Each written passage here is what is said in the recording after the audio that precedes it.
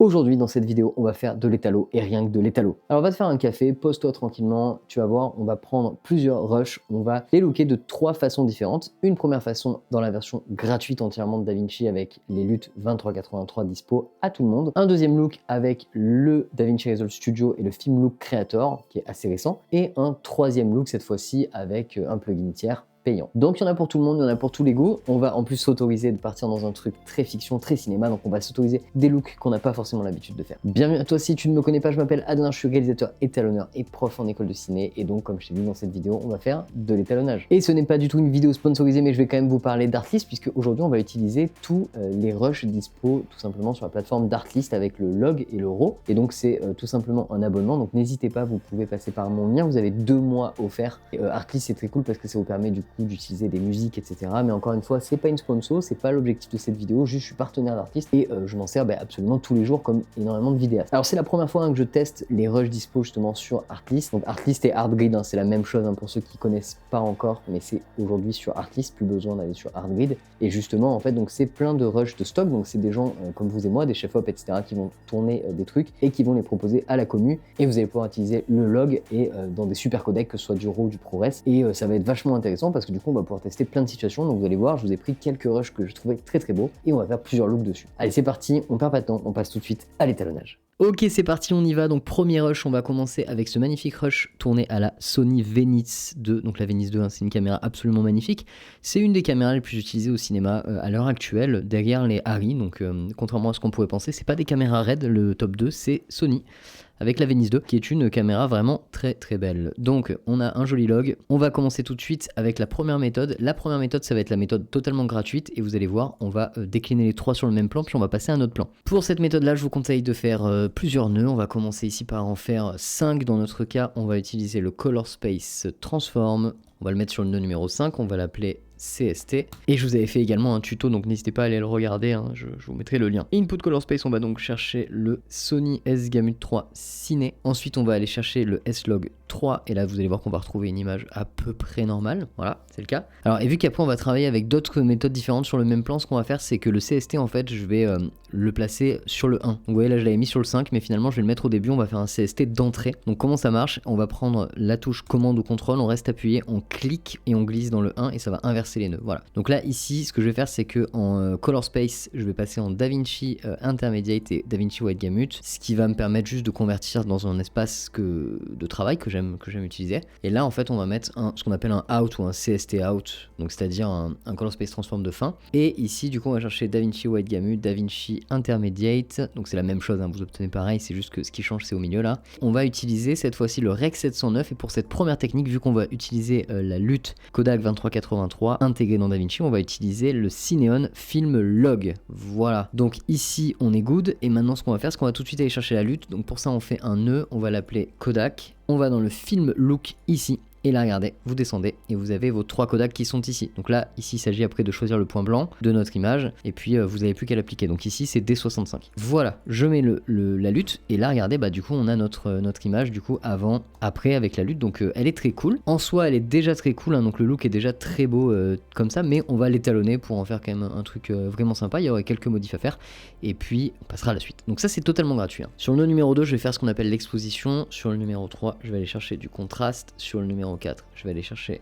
de la SAT. Ensuite, je vais faire un nouveau nœud, le 5, sur lequel je vais faire HDR. Je vais faire des parallèles à partir d'ici, et je vais mettre White Balance Tint. Et puis après, je vais ajuster en fait en fonction de ce que je veux. Mais là, je vais quand même créer l'arbre, comme ça, c'est fait. Sur les nœuds suivants, on va faire des masques. Donc ici, on pourrait avoir masque 1 par exemple, etc. Vous avez compris l'idée. Donc ici on va faire un truc assez basique. On va commencer par l'exposition. Moi je trouve que l'exposition elle est légèrement trop forte. Je trouve que là sur le scope on est trop haut, les hautes lumières sont trop hautes. J'ai envie d'aller recoller un petit peu en bas. Donc pour ça c'est que je vais aller dans les HDR, dans le global ici, et je vais le faire avec la console, regarder en même temps. Mais du coup je vais descendre, on va commencer par baisser un tout petit peu l'exposition. Donc c'est pas grand chose, vous voyez, c'est pas grand chose. Avant après. C'est pas grand chose, mais c'est déjà plus dans les tons qui m'intéressent. On a rattrapé en fait pas mal de lumière de ce côté-là.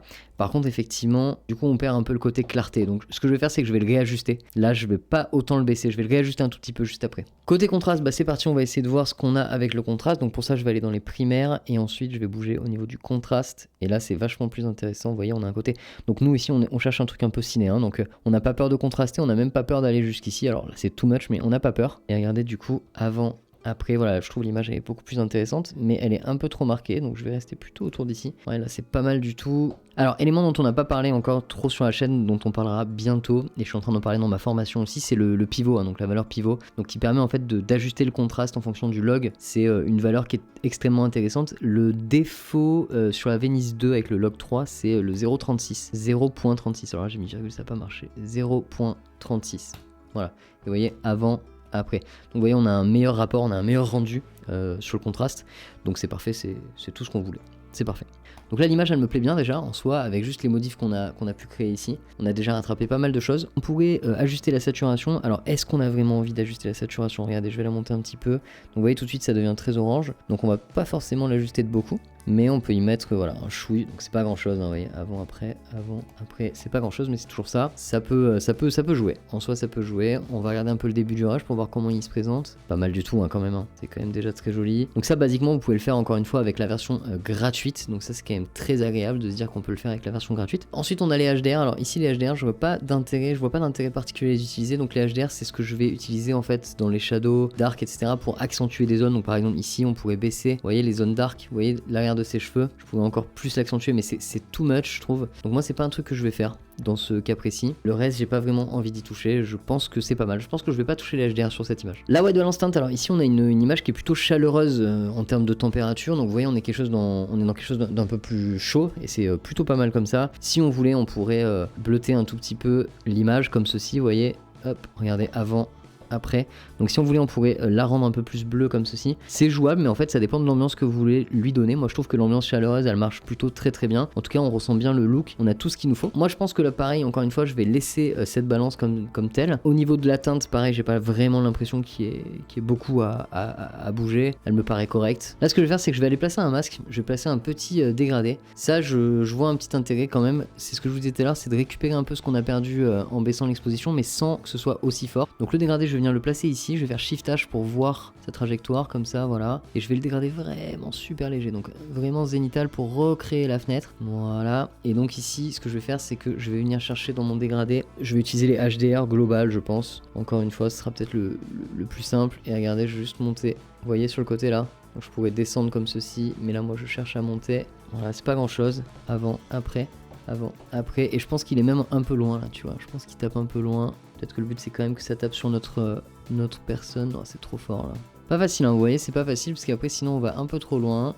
Peut-être que c'est l'ajustement du masque alors qu'il va pas. Bah voilà, peut-être qu'en fait par le haut c'est mieux encore, vous voyez, donc comme quoi on peut bien se tromper hein, dès le départ. Je pense que c'est mieux comme ça. Avant, après, là je trouve que c'est intéressant, ça rajoute du relief. Donc on va laisser comme ça. Là c'est une scène plutôt simple, donc on va pas s'amuser à faire beaucoup plus que ça, mais on aurait pu, si on voulait, on aurait pu vraiment s'amuser à vignetter fort. Typiquement ce qu'il y a ici, je trouve que ça sert un peu à rien, on n'a pas vraiment besoin de le voir. Donc là par exemple, je vous montre ce que j'aurais fait. J'aurais mis un dégradé aussi, cette fois-ci je l'aurais mis comme ceci, voilà, comme ça. Et là justement j'aurais baissé mes HDR global, vous voyez, de cette façon-là. Juste de façon à perdre un peu les bords d'image que je trouve pas intéressants. Avant, après. Voilà, c'est juste, là vous le savez donc vous le voyez forcément, mais si je vous mets le rush en entier vous captez pas forcément, donc ça joue. Après bon au début du coup c'est un peu plus sombre mais on se concentre dessus donc ça marche. Voilà, j'aurais fait un truc un peu comme ça. Donc ça voilà, cette image, résultat, bilan, hop, elle ressemble à ça, et donc ça c'est entièrement gratuit, un étalonnage en quelques minutes pour obtenir une image qui est vraiment très belle, très pub je pense, pas forcément très ciné mais ça pourrait aussi. Maintenant ce que je vais faire c'est que je vais vous montrer avec la comparaison si on mettait du Rec 709 basique, hein, donc le Rec 709 on n'oublie pas c'est de la merde, hein, c'est caca, on fait pas de Rec 709, c'est nul. Alors je sais qu'il y en a qui adorent le Rec 709 mais vous êtes pas au bon endroit. Donc on va faire une style comme ceci. Voilà, donc ça c'est le résultat en Rec 709. Donc voilà, regardez, on a à gauche le Rec 709, à droite la version Kodak. Donc voilà, c'est deux styles totalement différents. Le Rec 709 est extrêmement basique. Évidemment ça reste quand même très beau parce que c'est du Rec 709 étalonné, hein. Si je vous enlève sur le Rec 709 tout ce qu'on a fait ici, vous allez voir que c'est beaucoup plus basique. Voilà, ça c'est le Rec 709 de base et ça c'est la Kodak du coup étalonnée. Le Rec 709 étalonné étalonné est quand même un peu plus joli que ça c'est vraiment le Rec 709 de base qui est vraiment très moche. En tout cas moi ça me plaît pas du tout, hein. C'est vraiment une image que je trouve inintéressante au possible. On dirait presque du log tellement, vous voyez l'image elle sert pas à grand chose je trouve. Mais si on étalonne le Rec 709 on peut quand même obtenir des jolis résultats, hein. La preuve vous voyez du coup là c'est quand même un peu plus joli. Allez cette fois-ci je vais passer au Film Look Creator, donc c'est la technique version de DaVinci Resolve Studio. Pour ça on va repasser ici du coup Rec 709 Gamma 2.4 en CST out, et juste avant le CST on va venir poser un Film Look Creator. Donc là sachant que j'ai déjà pas mal étalonné autour, donc c'est pas une bonne idée, normalement il faut pas faire votre étalon d'abord, hein. Faut directement mettre le Film Look Creator puis étalonner après, mais c'est pas grave je vais le poser et regardez c'est pas mal, on a déjà un look assez puissant, donc ça c'est beaucoup plus ciné là du coup, peut-être que c'est too much, donc après c'est à nous de le, voilà on peut le baisser un petit peu. Il y a plusieurs presets encore une fois avec le Film Look Creator, il est pas mal celui-là en vrai, il est un peu plus dans l'esprit de la Kodak qu'on a eu juste avant, et puis surtout avec celui-là on peut activer aussi le split tone, donc regardez je vais essayer de faire un petit look pour vous montrer. Donc là voyez on pourrait partir à fond dans le cinéma, hein. Là on est vraiment sur un look très fort, c'est un peu too much pour moi je trouve. Le Film Look Creator là je trouve qu'il est un peu trop fort, donc il faudrait peut-être le baisser, mais le grain est pas mal, mais il faudrait baisser un petit peu le look. On va augmenter la relation aussi, hop. Et ce que je vais faire c'est que je vais venir baisser ici le Film Look Blend, voilà, donc pas autant mais disons comme ça, voilà là c'est pas trop mal, on a un look assez sympa. Donc ça vous pouvez le faire avec le Film Look Creator. Et comme je vous disais, hein, commencez par ces réglages en général, tous les réglages de contraste, etc. Faites-les du coup après avoir posé le Film Look Creator, parce que vous voyez, ça varie beaucoup. Faites-les après. Voilà, ici je pense que du coup c'était un peu trop contrasté d'ailleurs, donc je pense que un peu moins ça fera pas de mal. Et là le look est cool, le look est plutôt très cool avec le Film Look Creator. Vous voyez, c'est vraiment sympa. Pareil, encore une fois, ça sort du Rec 709 standard. On pourrait saturer un petit peu. Alors là après ça dépend de votre moniteur. Moi chez moi sur mon moniteur de référence c'est pas trop mal, mais pour ceux qui ont des moniteurs un peu plus classiques, type MacBook Pro, etc. Ça va peut-être manquer un peu de saturation. On pourrait monter un petit peu, voilà, comme ça. Ok, c'est pas mal. Donc voilà, Film Look Creator, version avec le Film Look Creator, vraiment pas mal. Donc voilà, qui diffère encore une fois assez avec ce qu'on avait juste avant. Donc regardez, avec la version Kodak.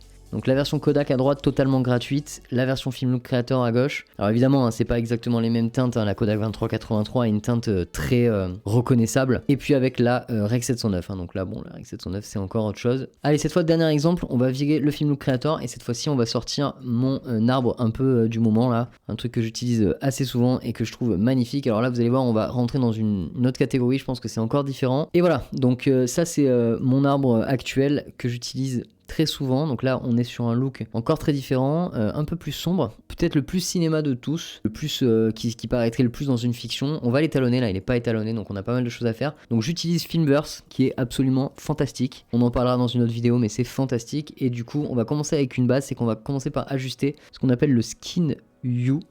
Donc je vais l'ajuster avec la console. Donc le Skin Hue, regardez, ça va venir en fait simplement changer, vous voyez la teinte du visage. Donc d'un côté elle devient toute magenta, d'un autre côté elle devient toute jaune, et donc ça c'est ce qu'on appelle la carnation. Et ici on va l'ajuster plutôt comme ça, plutôt dans le chaud, parce que sinon c'était un peu trop, je préfère que ce soit un peu plus chaud que tout magenta, tout rose. Voilà, à peu près comme ça, c'est pas trop mal. Et ensuite on va ajouter donc le skin chroma qui est assez important. Donc le skin chroma ça permet du coup d'ajuster pareil d'un côté, donc soit on va avoir quelque chose d'assez vert, soit on va avoir quelque chose d'assez chaud, vous voyez, rouge comme une tomate. Donc nous on va faire un entre-deux qui me paraît être ici.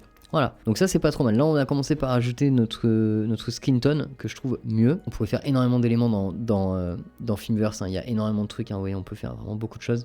On a la densité, etc. C'est hyper intéressant. Donc là justement faut pas trop que ce soit trop dense. On va ajuster un tout petit peu la densité ici, voilà. Et après on va aller étalonner de manière classique. On va commencer avec l'exposition. Donc là l'exposition je la trouve déjà vraiment beaucoup mieux. Donc pareil je vais reprendre mes HDR global. Et donc vous voyez c'est quand même vraiment beaucoup plus sympa. Par défaut elle est pas mal du tout comme ça. Je l'ai bougé un tout petit peu. Le contraste, alors là le contraste faut y aller mollo parce que vu qu'on utilise en fait si vous voulez le film grade, le Filmverse qui est déjà assez fort, on va éviter de recontraster. On aura plutôt tendance à en enlever un petit peu si on est frileux, mais moi je vais rester comme ça. Ça me paraît être pas trop mal. La saturation, pareil, encore une fois, elle me paraît très très bien dans ce que j'aime, dans l'esprit que j'aime. Là les HDR c'est pareil, c'est assez facile parce qu'en fait cette image elle est vraiment bien balancée, donc j'ai pas grand chose à monter ou à descendre. Je trouve que c'est vraiment cohérent comme ceci, donc je vais rien toucher. Pareil pour la white balance teinte, alors là faut faire gaffe parce qu'en fait je pourrais changer littéralement toute mon image en changeant ça. Et regardez du coup ce que je vais faire c'est plutôt ça. Moi je trouvais que c'était, là vous voyez c'est un peu chaud et je vais plutôt juste refroidir un tout petit peu parce que je trouve que c'est...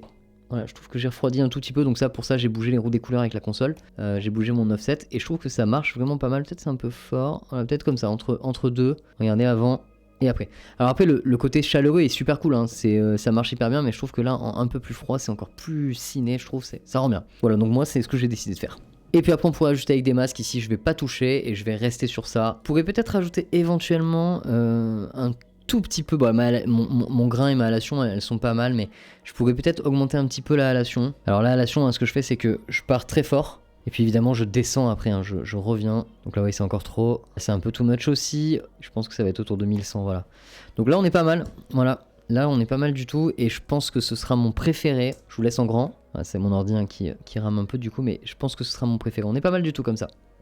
Alors allez, maintenant que ça c'est fait, c'est parti, on va utiliser ça sur un autre rush. Donc ici on est sur de la raid cette fois-ci, donc on n'est plus sur la Venice 2, on est sur de la raid Monstro 8K, donc c'est très chouette, c'est un bon projet, IPP2, Red Wide Gamut RGB Log 3G10, on est bon. Ce qu'on va faire c'est qu'on va simplement recopier ce qu'on avait là, donc on va commencer avec le look gratuit, regardez, hop, voilà, donc déjà hyper beau, ça c'est totalement gratuit, hein. Vous pouvez faire ça avec le look totalement gratuit. Ça j'ai recopié et là par contre évidemment il faudrait ajuster, donc on va commencer à regarder un petit peu ce qu'on a fait. Ok, donc là tout de suite vous voyez c'est une condition intéressante. On va réajuster les HDR global en baissant le niveau un tout petit poil, voilà. On va aller dans HDR ici et c'est là que ça va être intéressant. Là on va plutôt aller chercher, vous voyez, donc on a les lights, on va baisser au niveau des lights, mais je voudrais pas perdre trop de son visage, donc on va baisser très légèrement comme ceci, voilà. Donc là c'est pas mal du tout, on a quelque chose d'intéressant. Et puis après on pourrait faire un masque hein, sur elle aussi, on pourrait la suivre pour l'éclairer un peu plus, mais c'est déjà pas mal comme ça, c'est un peu ciné, j'aime bien. Et ça c'est le look avec la Kodak, avec l'étalonnage qu'on a fait juste avant, qu'on a réappliqué ici. Vous voyez ça marche quand même super bien, il y aurait des modifs à faire mais c'est très très bien. Ça c'est entièrement gratuit. Ensuite on va passer avec le look numéro 2 qui est donc l'équivalent en Rec 709, regardez, vous voyez on se fait chier, c'est nul. Et du coup le Film Look Creator, donc ça c'est ce qu'on a fait avec le Film Look Creator, donc là c'est pas mal aussi, mais c'est pas mal aussi hein. Là aussi il y aurait un peu de boulot à faire, mais les carnations sont sympas. Il y a un petit look stylé. Peut-être que je jouerai un peu plus avec la halation. Alors, et ensuite, du coup, on va utiliser le même arbre que j'ai fait juste avant, mais sans les modifications du skin, etc. Parce que ça n'a pas marché. Et regardez, on obtient ça. Donc, je trouve que c'est la plus belle. Hein. De base, par défaut, le Filmverse est vraiment meilleur que le Film Look Creator. Bon, il n'y a pas photo, c'est évident. Mais on va pouvoir également l'ajuster. Donc, celle-là, je vais l'ajuster un peu avec vous parce que je trouve qu'elle est pas mal à travailler. Donc, on va baisser les HDR. Voilà, oui, on retrouve ce qui nous intéresse.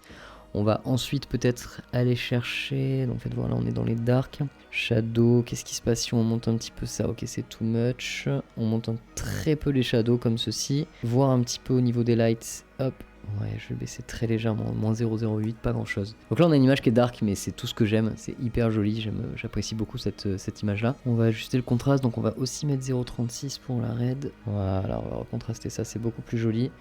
Donc faut pas hésiter, hein, je vous dis c'est des rushs qui sont, là on est vraiment en mode ciné, hein, c'est des rushs qui sont vraiment ciné, donc forcément faut pas avoir peur de contraster. C'est pas du tout quelque chose que vous regardez comme d'habitude, c'est vraiment hyper beau, moi je suis fan. Hein. J'adore ce rendu, en ce moment je suis vachement dans des étalos comme ça, je suis hyper dans des looks très bleus comme ça, un peu The Bear, vous voyez le look de The Bear, la série là de chef et tout là, bah, c'est un peu ces looks là, c'est des émulations de 500T, de Kodak 2383, c'est vraiment pas mal du tout. Donc moi j'aime beaucoup, mais avec un côté très moderne en fait, très moderne, que j'apprécie vraiment beaucoup. On pourrait rééclairer, on pourrait jouer sur pas mal de trucs. Il fait pas beau hein, dans l'image, donc forcément c'est un peu spécial. On pourrait, si on a envie, si vous voulez donner un côté un peu plus, je vais dire, chaud, regardez, vous pouvez juste faire ça, hein, un petit coup de roulette là, hop. On peut faire ça aussi, hein, c'est possible. Hein. Moi je suis très bleuté, mais regardez, on peut faire ça avant, après, on peut tout à fait réchauffer. Hein. Cette image, vous pouvez la réchauffer tout simplement. Il n'y a aucun problème, elle marche aussi très bien, oui elle est très belle, hein. D'ailleurs certains je pense d'entre vous préféreront comme ça. Ok, on a vu ces quelques techniques, donc je vous ai fait ça sur 2 plans, je voudrais pas que la vidéo dure 2 heures non plus, mais vous voyez donc les techniques elles sont simples, vous pouvez recopier mon arbre de nœuds, puis je vous sortirai un power guide dans pas très longtemps. Et voilà les potes, j'espère que ça vous a plu, donc encore une fois n'hésitez pas à passer par mon lien pour vous abonner à Artis, vous avez 2 mois gratuits et moi ça aide grandement la chaîne, donc les potes je vous en remercie énormément. Si ça vous a plu n'hésitez pas à vous abonner parce que vous êtes extrêmement nombreux à regarder ma chaîne sans vous abonner, et en fait pour vous c'est pas grand chose, pour moi c'est beaucoup, donc n'hésitez pas à le faire. On se retrouve très vite pour une nouvelle vidéo. Et en attendant, je vous souhaite de faire de l'étalonnage à mort. Sachez que je prépare ma formation qui devrait sortir bientôt. Je vous dis à la prochaine. Ciao.